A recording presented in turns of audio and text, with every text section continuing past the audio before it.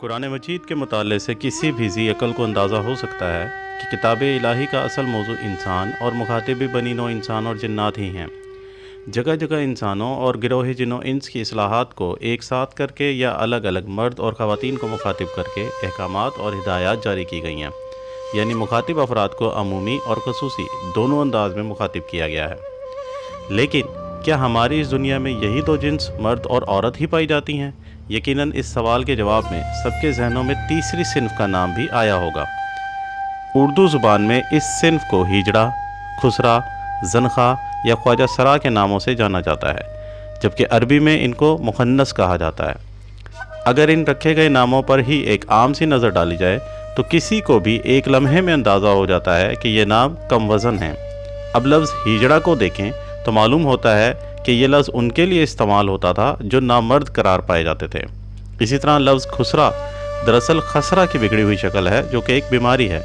زنخا فارسی کے لفظ زنکا سے لیا گیا ہے، جس کا مطلب ہے پتلی کمر والا۔ پڑھی لکھی اور وزادار محافل میں ان افراد کو خواجہ سرا کے نام سے محترم کرنے کی کوشش کی جاتی تھی،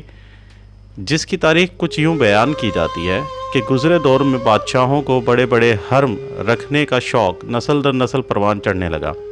اور جب حرم سرا میں موجود خواتین کی تعداد سال کے دنوں اور دن کے پہروں سے بھی تجاوز کر گئی تو بادشاہوں کو احساس ہوا کہ ان کے حرم میں موجود ملکائیں اور شہزادیاں دلچسپی کی کمی کے باعث خدا نخواستہ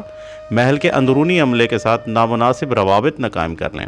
سو حرم سرا کی دربانی کے فرائض کے لیے انہیں اس جنس سے زیادہ موضوع کوئی اور دکھائی نہ دیا، کیونکہ اپنی نامردگی کی وجہ سے ملکاؤں اور شہزادیوں کو ان میں کوئی دلچسپی نظر نہیں آئے گی اور گھر کی عزت گھر میں ہی رہ جائے گی۔ اس طرح اس جنس کو حرم سرا کے افسر کے طور پر متعارف کروا دیا گیا۔ چونکہ فارسی میں افسر کو خواجہ کہا جاتا ہے، اس لیے یہ افسران خواجہ سرا یعنی محل سرا کے افسران کے طور پر پکارے جانے لگے۔ اب سوال یہ پیدا ہوتا ہے کہ قرآن مجید میں اللہ تبارک و تعالی نے اشرف المخلوقات میں شامل کی گئی اس تیسری صنف کو مخاطب کیوں نہیں کیا؟ کیا اس صنف کی اہمیت نہیں ہے یا پھر اس صنف پر کوئی احکامات لاگو نہیں ہوتے؟ اس کا جواب ہے کہ ایسا ہرگز نہیں ہے۔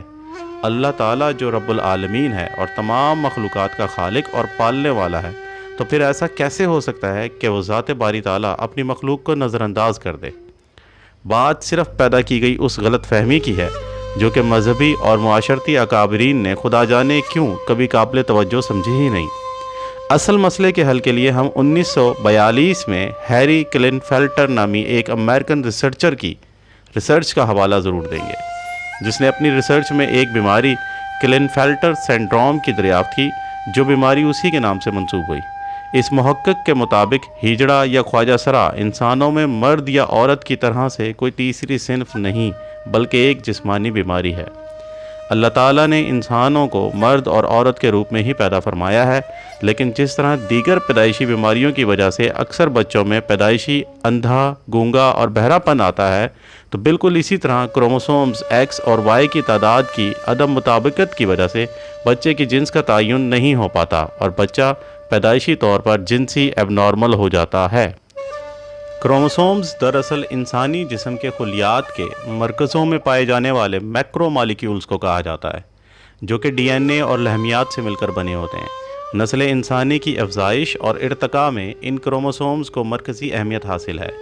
ایک نسل سے دوسری نسل تک انسانی خصوصیات کی منتقلی کا کام انہی کروموسومز کے ذریعے ہوتا ہے۔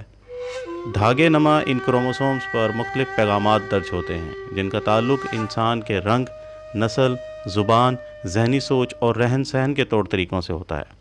یہی وجہ ہے کہ جب کوئی بچہ پیدا ہوتا ہے تو اپنے والدین کے کروموسومز کا مجموعہ رکھنے کی وجہ سے وہ بچہ اس رنگ، نسل، زبان اور ماحول کے لیے اجنبی نہیں ہوتا، بلکہ اس میں والدین کی بہت ساری ظاہری خوبیاں جیسے آنکھوں کا رنگ، چہرے کی بناوٹ اور چال ڈھال وغیرہ، اور اسی طرح بہت سی باطنی خوبیاں جیسے پسند ناپسند کا ملنا، بول چال کے طور طریقے اور ذہنی ہم آہنگی تک پائی جاتی ہے۔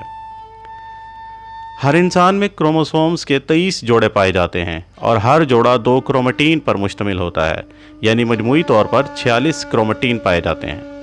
کرومیٹین کی شکل کو دیکھا جائے تو یہ انگریزی زبان کے حروف ایکس اور وائی سے ملتے جلتے ہوتے ہیں، اس لیے ان کو ایکس اور وائی کرومیٹین کہا جاتا ہے۔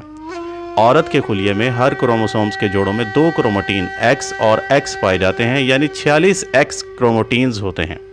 جبکہ مرد کے ہر کروموسومز کے جوڑے میں 1 X اور 1 Y کروموٹین پایا جاتا ہے۔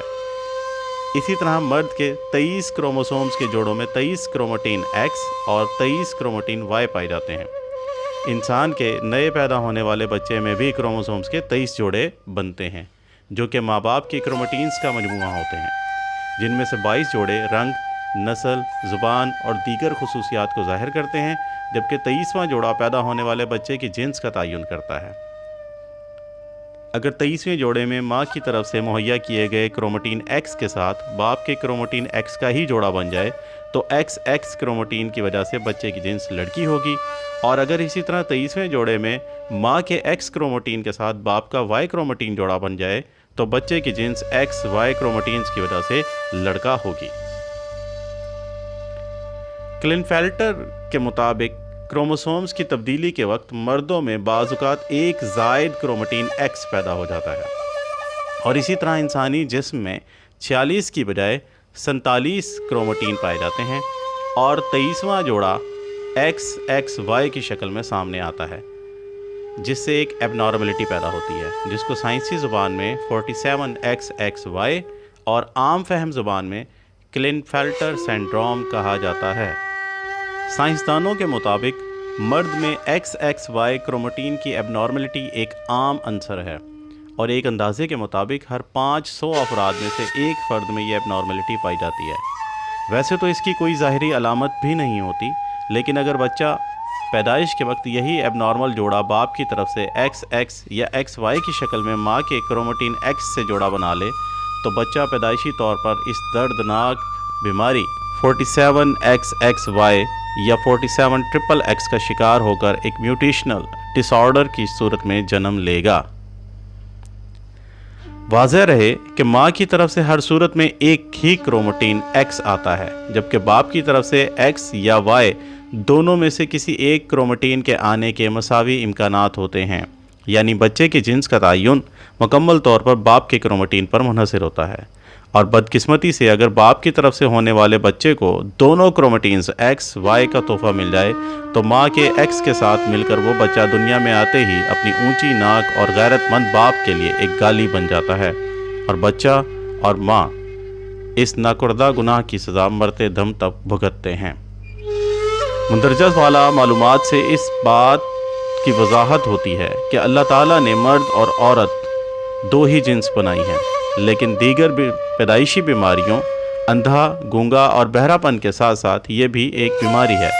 جو کہ قابل علاج ہے، نہ کہ قابل نفرت۔ ہمارے مذہب میں کس طرح اس بیماری کا ذکر ہے اور کیا احکامات لاگو کیے گئے ہیں، یہ ایک تفصیل طلب بحث ہے جس پر ہم کسی دوسری ویڈیو میں بات کریں گے۔ ضرورت اس امر کی ہے کہ اس بات کو اچھی طرح ذہن نشین کر لیا جائے کہ جس طرح دیگر پیدائشی کمزوریوں کے شکار بچوں کو اسپیشل چائلڈ سمجھا جاتا ہے، اسی طرح یہ بھی خصوصی بچے ہوتے ہیں اور یکساں حقوق رکھتے ہیں، لیکن ہماری بدقسمتی ہے کہ ہم نے اپنی بہت سی معاشرتی خامیوں کو مذہب کی آڑ دے کر اپنایا ہوا ہے۔ ہمارا معاشرہ اس بیماری میں مبتلا افراد کو اچھوت سے بھی بدتر زندگی گزارنے پر مجبور کر دیتا ہے، اور عالم فاضل افراد کی ایک کثیر تعداد ہونے کے باوجود بہت ہی کم افراد ان کو تحفظ دینے کی کوشش کرتے ہیں۔ اپنے ہی گھر سے بے دخل اور ہر معاشرتی حق سے محروم یہ افراد زندگی کی سانسوں کو پورا کرنے کی خاطر ہر جائز اور ناجائز کام کرنے پر مجبور کر دیے جاتے ہیں، اور ایک حقارت بھری چھاپ ان کی منتظر ہوتی ہے۔ جاہل اور کم پڑھے لکھے افراد کے نزدیک ایسے افراد قابل تحقیر کیوں قرار پائے جاتے ہیں، کوئی وجہ آج تک سمجھ نہیں آئی۔